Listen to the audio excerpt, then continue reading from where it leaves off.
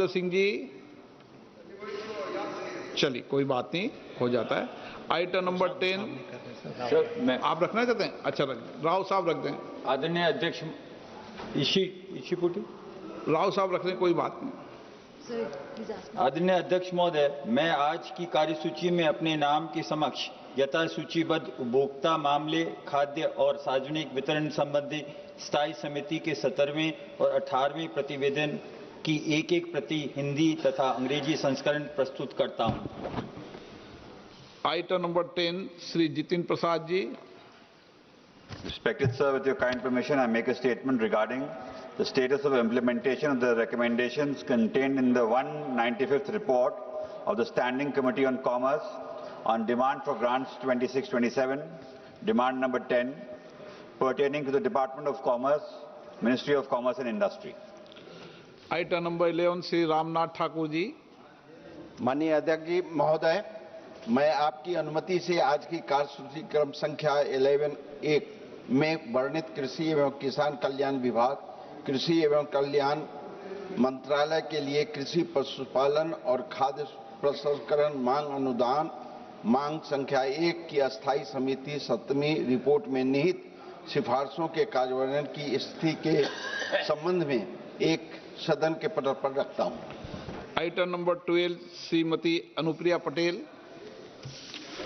Honorable Speaker, sir, on behalf of my senior colleague Shri Jagat Prakash Nadda ji, I rise to move that in pursuance of Section 4G, read with Section 6(3) of the All India Institute of Medical Sciences Act 1956, the members of this House do proceed to elect, in such manner as the Speaker may direct, one member from amongst themselves to serve as the member of the All India Institute of Medical Sciences Guwahati, vice Shri Pradyut Bordoloi, resignation from Lok Sabha, with effect from 20th March 2026, subject to the other provisions of the said Act.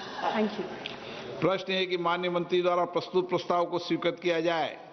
जो सदस्य प्रस्ताव के पक्ष में हाँ गए हैं, जो सदस्य प्रस्ताव के विपक्ष में ना गए हैं, मेरे विचार में निर्णय हाँ वालों के पक्ष में, हाँ वालों के पक्ष में प्रस्ताव स्वीकृत हुआ। माननीय सदस्यगण, जिन्हें आज नियम 377 के अधीन मामले उठाने की अनुमति प्रदान की गई, वे व्यक्तिगत रूप से अपने अनुमोदित पाठ को सदन पटल पर रख सकते हैं। आइटम नंबर 14 लोक परीक्षा अनुचित साधन निवारण संशोधन विधेयक 2026। माननीय मंत्री जी कुछ रखना चाहते हैं? 1 मिनट में बोल लूं, 1 मिनट। माननीय मंत्री जी 1 मिनट। माननीय सदस्यगण, आज का दिन हम सब के लिए महत्वपूर्ण है, जब सत्ता पक्ष और प्रतिपक्ष दोनों इस विधेयक की चर्चा के लिए सहमत हुए। ये विधेयक लोक परीक्षा अनुचित साधन निवारण अधिनियम 2024 में संशोधन करने का प्रस्ताव करता है।